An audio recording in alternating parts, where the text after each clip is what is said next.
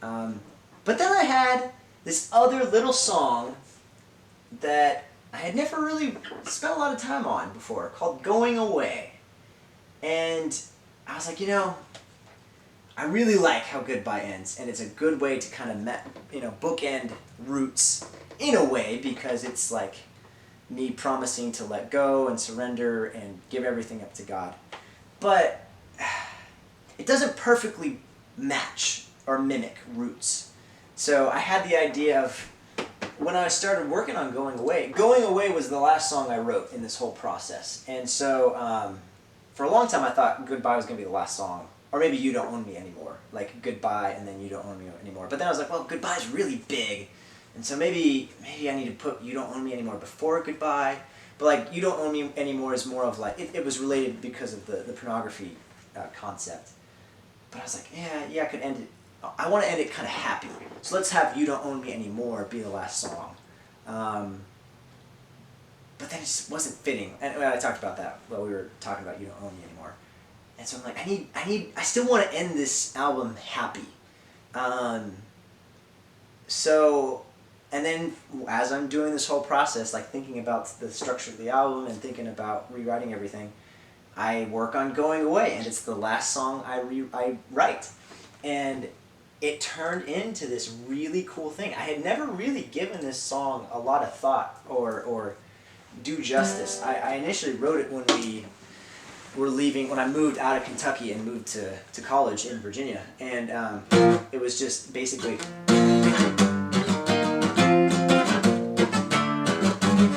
That was kind of the whole thing, and then I just had two transitions, which were...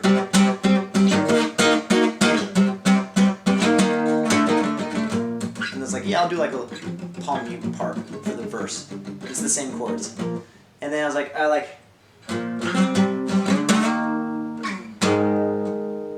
that, and then do like a back into it. So that's like kind of all I had for this song. And then I had the concept of Going Away because it was me kind of just writing a quick little song about how I felt about leaving Kentucky. And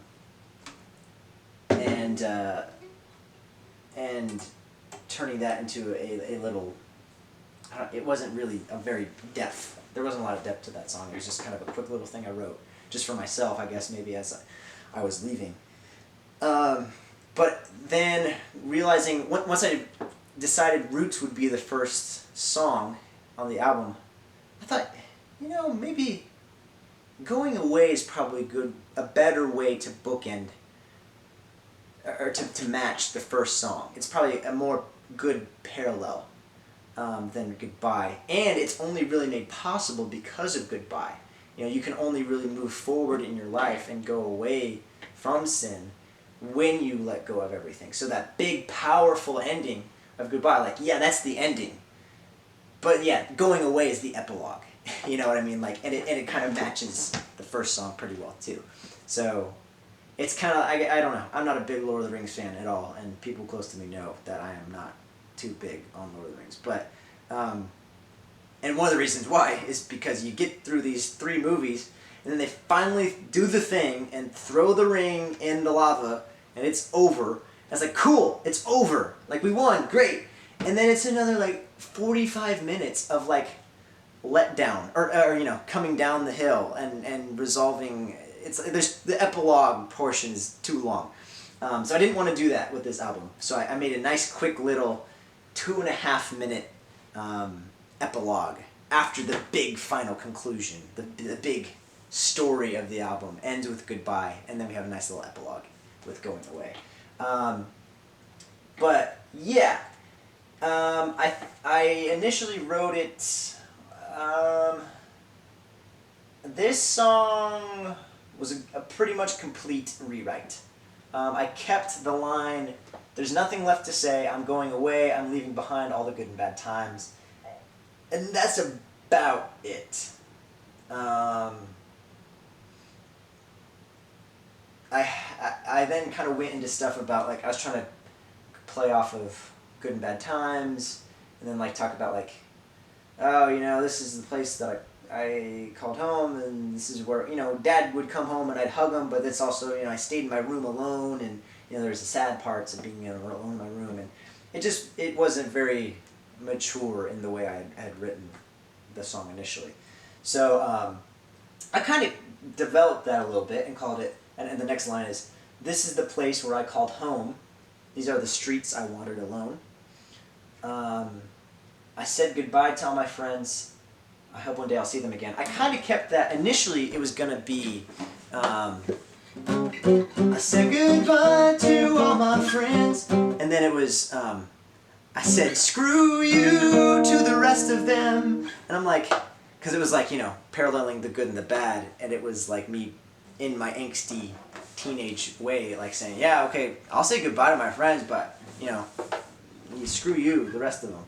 And I'm like, I don't want to say screw you to people anymore. I don't even know if I really should be saying screw you when I'm quoting myself. But here we are in the video and I'm saying it. But I'm trying to let go of saying phrases like that as well. So I was like, I don't want that to be the transition line of my final song on my album. I don't want that.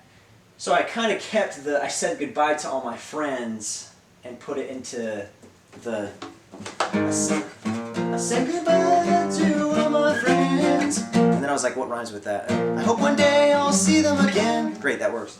And then, this chapter of my life has closed. What happens next? God only knows.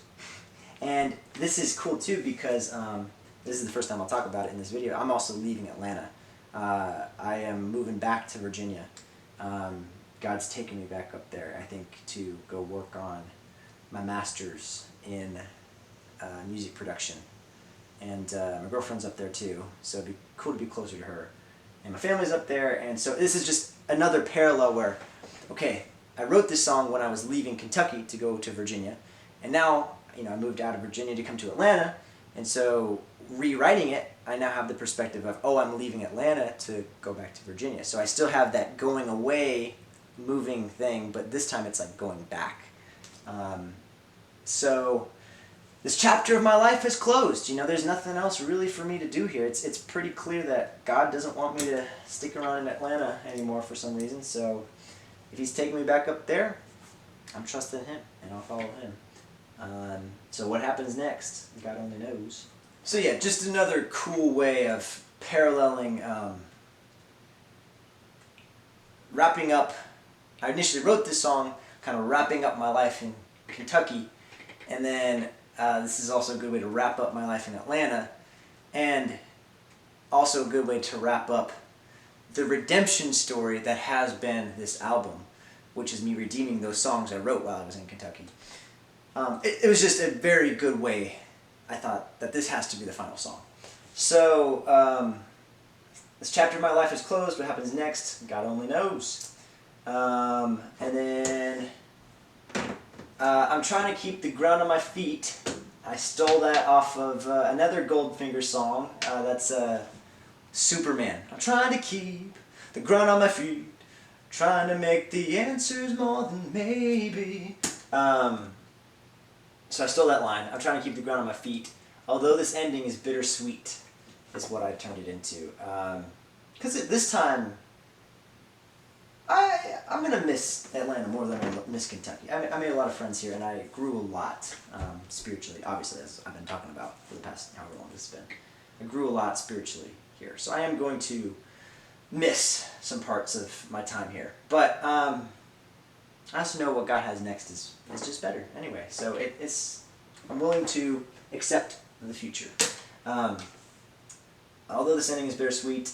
And then I kind of wanted to talk a little bit more specifically just about moving. And so I kind of thought of Green Day, Westbound Sign, boxed up all of her favorite things, sold the rest at a rainy yard sale, making plans and leaving friends at a westbound sign. I guess that kind of came to my head when I talked about said goodbye to all my friends. It was just kind of the same sort of vibe. And so I thought about, filling boxes, you go through, you fill boxes with pictures. And I was like, okay, fill in boxes with photographs. And I kind of played off bittersweet a little bit. And I was like, some make me cry, some make me laugh. Just kind of playing into the bittersweet vibe. And then naked walls and empty rooms. I was debating whether or not to use the word naked in a song, but it's kind of an artistic way of saying like empty walls. I have another song I wrote when I left Kentucky called Stripped Away, where I was talking about like in the same way as all of the stuff that was hanging on my walls had gotten taken down, and now my voice is very, very echoey. I had a bunch of stuff all over my walls in my room in Kentucky, and once I moved, all that had come down and my voice would echo. And so the line was, as I listen to my voice echo off these barren walls, it makes me wonder if the time I spent here ever mattered at all. This emptiness, it haunts me, now that all's been stripped away. I guess the superficial never mattered anyway. So it was kind of a different vein. That'll probably be on another future album, that song called Stripped Away. It was kind of just, that was a different vein, me kind of thinking about, okay, using moving as another reference of, okay, when you take it all down, you take the facade down, what's left. So, but I was kind of referencing that song that has not been released yet with this song.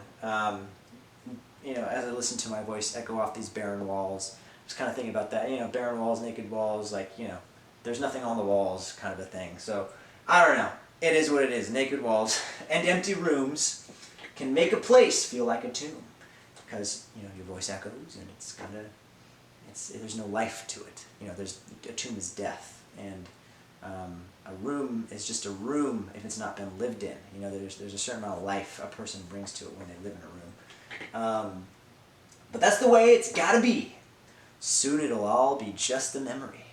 And this is a conversation I had when I left Virginia too. A friend of mine, we were talking, and he was like, "You ever get like nostalgia for the present? Like you just know that what you're doing right now is gonna be a memory very soon from now. Like you know you're gonna have nostalgia for this moment we're experiencing right now." And I was like, yeah, that's deep, man. So that's kind of that concept. Soon it'll all be just a memory. That's the way it's got to be. It's kind of like, you know, I'm just following God. Like, God's told me to leave, so it's how it is. It's the way it's got to be. Can't get too hung up on the sad parts. I just got to go forward, you know? That's just how it is. There's nothing left to say. I'm going away. I'm leaving behind all the good and bad times. This is the place where I called home. These are the streets I wandered alone. I said goodbye to all my friends. I hope one day I'll see them again. This chapter of my life has closed. What happens next? God only knows. And then playing off of that, what happens next? God only knows. I don't know. God only knows. But I don't know what the future holds. But I can't wait for what it shows. What it shows is kind of a weird phrase, but it had to rhyme with holds, so it's close enough. So that's why that happened. I can't wait for what it shows. I can't wait to see what happens in the future because I know, I trust God and I trust that it's going to be good. There's a calling I have to chase, and I will go no matter what I face. You know, if you gotta go, if God's calling you to do something, you gotta do it, and that's just how it is. And you gotta pursue it no matter what. If He's called you to do something in your life, then that's just how it is, and you just got to do it. So I guess it's part of growing up. You got to go even when it's tough. It goes back to what I said earlier about every day. It's the sanctification process. Every day God's going to ask you, well, do you trust me with this? Just a little bit more every day. Do you trust me? Do you trust me? I guess it's part of growing up. You got to go even when it's tough. I'm letting go of everything. Again, reference to surrender, letting go of everything. And looking forward to what God will bring. Because I know that the things I held on to for a very long time dragged me down a lot. And I have walked with God closely enough at this point to know that clinging to Him and the things that He has for me are just going to be so much better and so much more beautiful and so much sweeter than if I held on to the things I wanted to hold on to. So I'm letting go of everything and looking forward to what God will bring. And then we have this super cool guitar solo that I didn't even have planned until I came in the recording process, and it turned out really good too. This was probably my second favorite solo on this album after Goodbye. So here we go.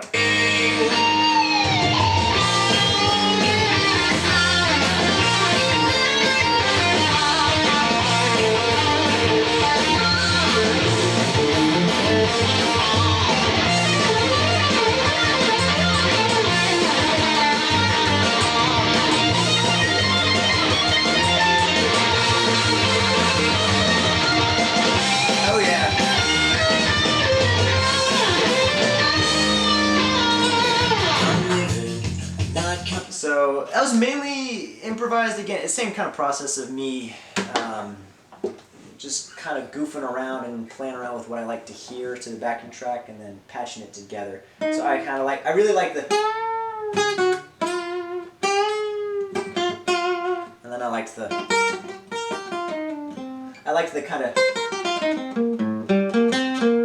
it's that you're playing the pentatonic, but it's in the wrong key, so it sounds like it's a major pentatonic.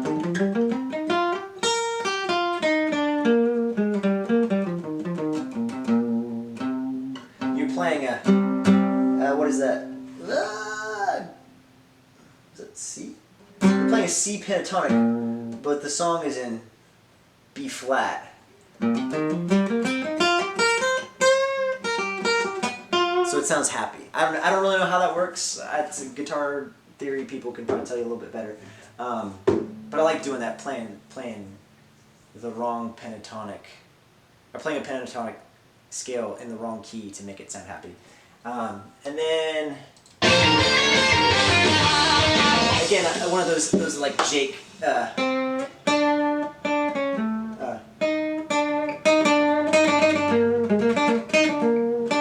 I just love that sound. I don't know. I just like that. And then a little scale,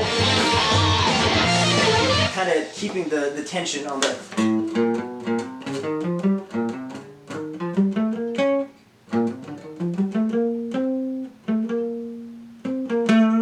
Like keeping the tension, the dissonance on the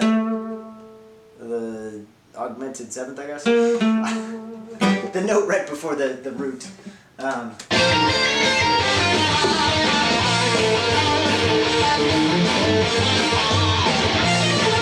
then do the little fast part again. Another little.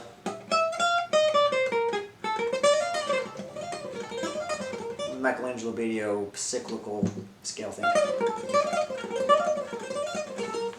And then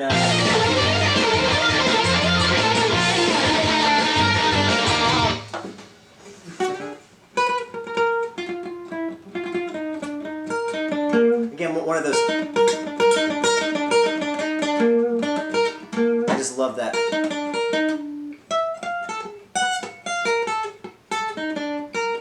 Those I don't know what those are called, but I use those a lot in my solos.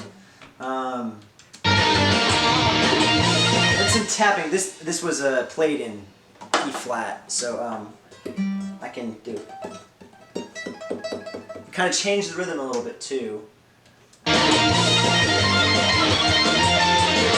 then do like a little open. Obviously, this is not in B flat, but like. Kind of build up to the squealing, wailing parts with all the cool bends and everything.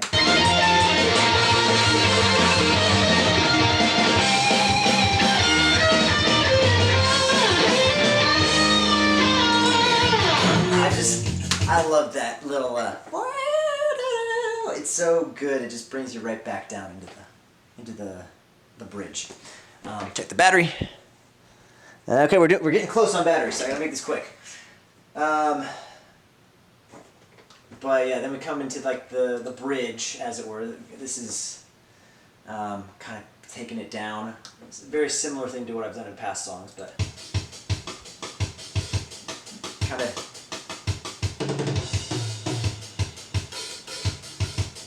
And then we kind of come back in a little bit. Oh, I love that little hi-hat part. And then build it.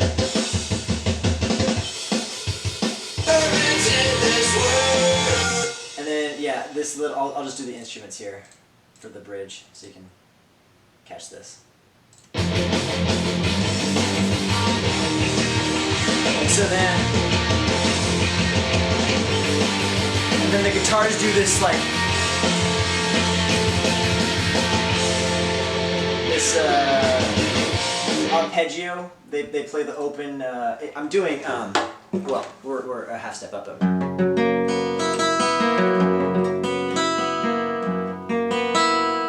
which is just ripped off from na na na na na na na na, which is Crash off of Quarantine Covers.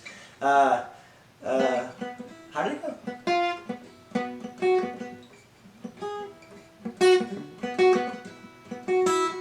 That was it.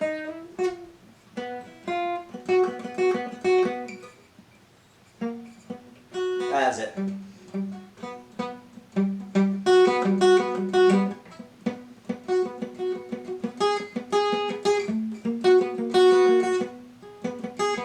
I don't play the song a lot.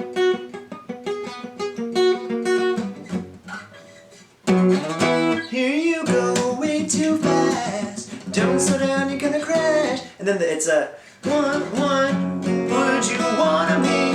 Got no cure for sympathy. And if I go around with you, you know that I'll get lost into with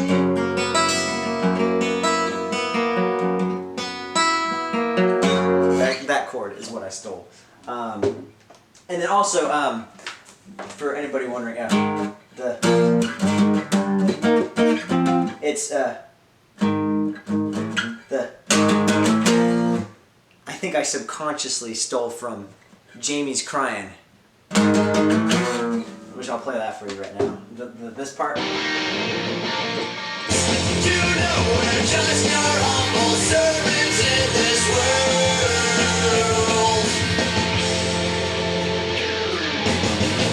That little turnaround that happens throughout this whole song, I think I subconsciously stole it from, let's see.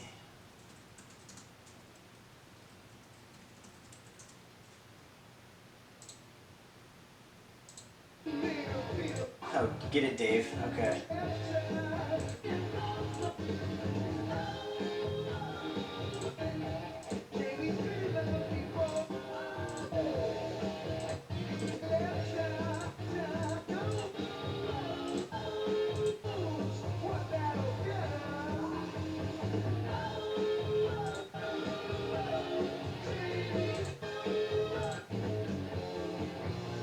Here we go.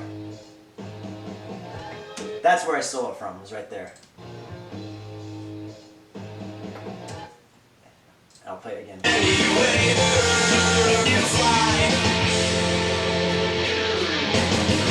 Much faster, obviously, but I think that's where I subconsciously stole that from. Anyway, then we go back to the bridge. The bridge is, I'm leaving, I'm not coming back again. My time here has come to an end. That was an original line from when I left Kentucky. I knew I was not going to go back to Kentucky. I was going to do everything I could to not go back, and thankfully God has not had me go back. But I would, if he that's what He has for me, I would do it at this point. I've let go at this point. But I knew I didn't want to go back, and I don't know if He'll bring me back to Atlanta. He might, but I don't know if He's going to do that either. So. I thought it was a good line to keep. I'm leaving, I'm not coming back again, my time here has come to an end. Kind of, again, jumping back, the book ending, pointing back to the very first song with the last song, with Roots. Where's my home? I don't know. But I know that you are all I need, God.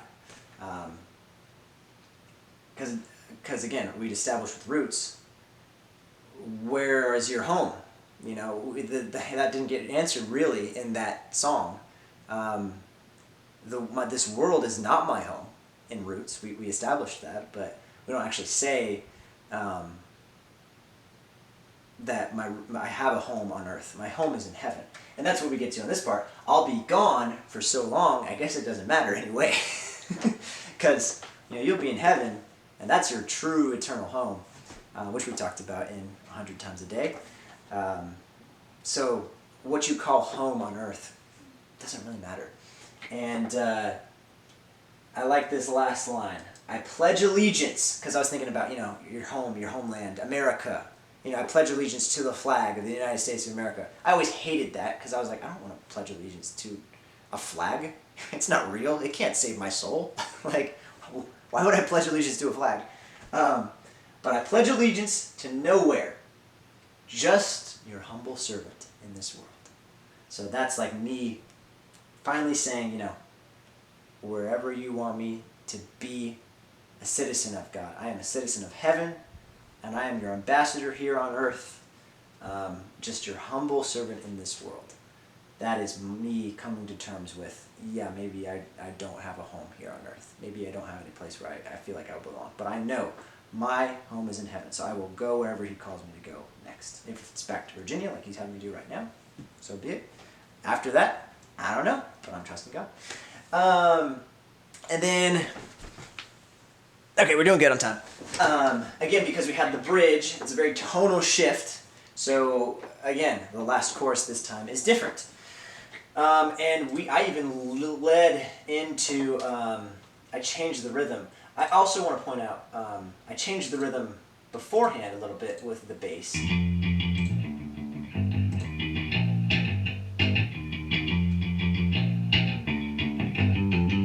I love that little fill there too. But on the underneath the solo, I kind of changed the rhythm here, right here. Oh no. Here we go.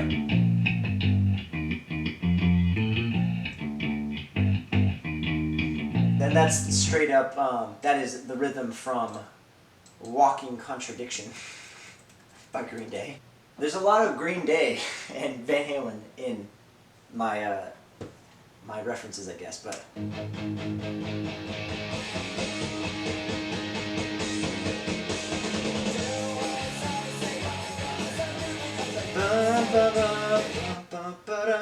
I would not recommend you listen to that song. I probably shouldn't be listening to that song anymore as a Christian. But that's where I stole the rhythm from.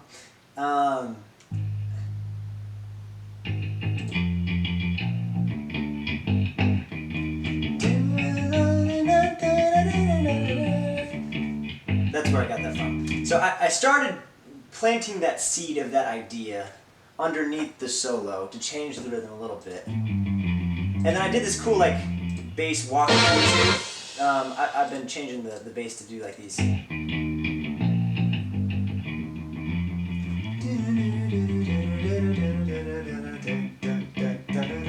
The bass, if you ever get a chance to like really focus on the bass while you listen to this song, there's a lot of cool little fills and variety.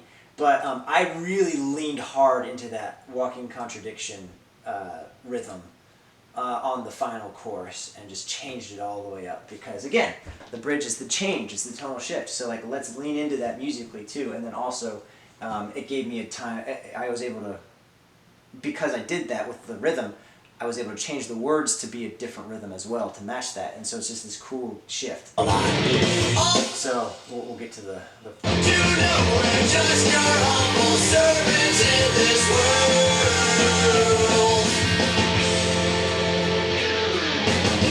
It's time to say goodbye. This bird has got to fly. I've got a dream to chase. So thanks for the. I love this guitar part. And then it takes us back into the normal rhythm.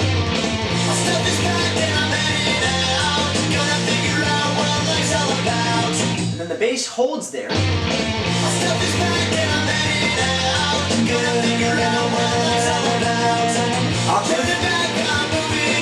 then that walk down. So yeah, it was cool to be. You could kind of simplify the melody a little bit on that last chorus. And it's time to say goodbye. This bird has got to fly. It's like you know the young. I was thinking again about maybe extrapolating off of my situation. You know, I'm not leaving my parents' home. I'm actually going back to Virginia to be closer to my parents while I'm getting my master's here. But so for somebody who's listening to the song, maybe they're leaving their parents' house and going off to college, or being the young bird leaving the nest. That's kind of the concept of this bird has got to fly. That was kind of me referencing again where I was at when I initially wrote this song in Kentucky. Is this bird has got to fly? I got to be my own man, kind of a thing. I've got a dream to chase. So thanks for the memories, because that's honestly that's what keeps you going sometimes when you have a dream that you're trying to chase, is the good memories of how things have changed and how you've gotten closer to that dream. They're really good memories are really helpful when you're going forward, trying to chase the future God's called you to. So thanks for the memories. My stuff is packed and I'm heading out. Gonna figure out what life's all about, because that's the most. Mark Twain, I think, was the guy who said,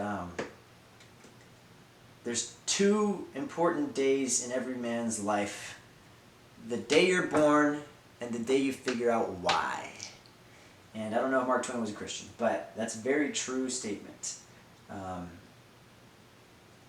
When you figure out why you're alive,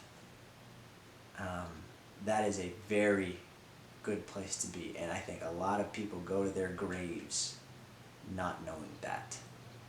So if you can figure out why God has put you on this earth and what He is calling you to do and serve Him with for your entire life, then the rest is in His hands, and it's going to be a cool show. So just stick along for the ride. Gonna figure out what life's all about. Why are you alive, you know? That's what life's all about, is figuring out that and having God show you that. No turning back. I'm moving on. Take one more look and then I'm gone. That kind of, you're not turning back. It's okay to remember the past, like we said, and as you go, and learn from the past. So looking back at the past is okay, but you can't dwell on. You can't be moving forward doing this. I think of Lot's wife, and she looked back, and she turned into a pillar of salt because God told them, I am having you come out of Sodom. I am calling you. Don't even look back. And she took one more look, and she turned into a pillar of salt because she didn't do what God had said for them to do. Which is sad. But I think in general, though, it's okay to look back at the past, but you can't move forward. You can't walk forward while you're looking behind you. So take one more look, and then I'm gone. And that's also maybe me saying that to the audience, like, okay, guys, here I am. This is the last time you're going to see me. Take one more look, then I'm gone. So it could also be that kind of interpretation of it, too. But yeah, I'm not going to turn back and change what I've decided to do, which is follow my Savior, follow my King. So this chapter of my life is closed. What happens next, God only knows. And I really like the held out, the cool harmony at the end is cool too. My life has closed. What happens next, God only knows. Just kind of letting stuff go. I thought it was a really good way to end it. Very similar to Roots. This ends on a A-flat 2. Roots ends on a G9, or A-flat 2. I can't play A-flat 2 because I'm not in the proper tuning, but Roots ends on a G9, and they are both kind of a retarded ending, like it slows down, like retard in the musical term, not like, you know what I mean. Maybe I'll cut that out, probably not. It's a musical term. Retard is to slow down. And just vocally, what happens next, God only knows. Very similar to vibe as in what you say. My roots will always be in what you say. Just kind of like letting go, backing off the microphone kind of a thing. So that's the album. I spent a lot longer talking about this than I thought I would, and I probably just made a really big commitment for myself to edit. So I don't know when this is going to get released. Maybe it'll get released. I'll probably be in Virginia by the time I start editing this stuff. But it'll be cool to release. Maybe I'll release them as one-off videos. You'll know by the time you're watching this. Maybe I don't need to say it. But yeah, thanks for coming along with me on this journey. If you haven't listened to the album yet, I really encourage you to do so. This is a very personal thing for me, and I'm glad I could share this with you. You know, that's why I called it Surrender, is because I hope not only to just share my story, my experience musically with you, but by explaining the background why it can inspire you to surrender too. And you never know what God can do with your life if you just let Him take over. Whatever it is, whatever is the last thing. You know, maybe you call yourself a Christian, and maybe you are a Christian, and you are still holding on to one thing. And you know what it is, and if I say it, you're like, I don't want to give that up. I'm still holding on to that. For me, that was music. That was my album and my future that I had for myself as a musician. I was not going to let that go. And God, once I finally let that go, God was able to redeem it into this super awesome thing that I would have never been able to do by myself. You know, these are all stupid high school songs I wrote about girls I had crushes on. Like, they have no eternal purpose if I had released them in my own power. But now they actually have a meaning, and can hopefully be used to help people out. So I would never have been able to do that if I hadn't have let go. And God can't use you if you're holding on. God doesn't use the most qualified people. He doesn't use the best people at all. He uses very flawed people who are the most willing to work with Him. You look at Abraham. You look at David. You look at, who else? Samson. You know, very flawed individuals who did a lot of very bad things. You know, David and Bathsheba. You know, Samson ended up getting seduced by Delilah, and Abraham was willing to let his wife be taken by the Pharaoh because he was scared. You know, there's tons of Bible stories about that, of people who were not at all qualified or at all seemed like the right person to the world's eyes. You know, you look at any kind of these people and it's like, why did God pick them? The disciples, you know, these are like loser fishermen high school kids, and Jesus decided to take 12 of them and have them be the ones close to Him and be His friends while He was on the earth. So God doesn't use perfect people. God doesn't use people who have it all together. He doesn't use qualified people. He uses people who are willing to be used by Him.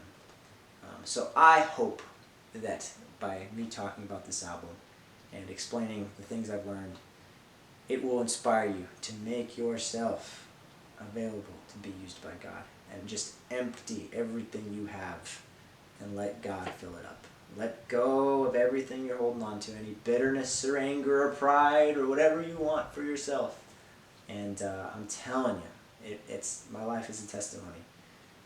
It will be so much better if you just love God above all those other things that you're loving more than Him right now. So that's my benediction to you. Go listen to the album if you haven't already. Go read your Bible. Go call your mom. Go outside and read a book or something. Don't watch this video anymore. So, yeah. Thanks for being with me on this journey.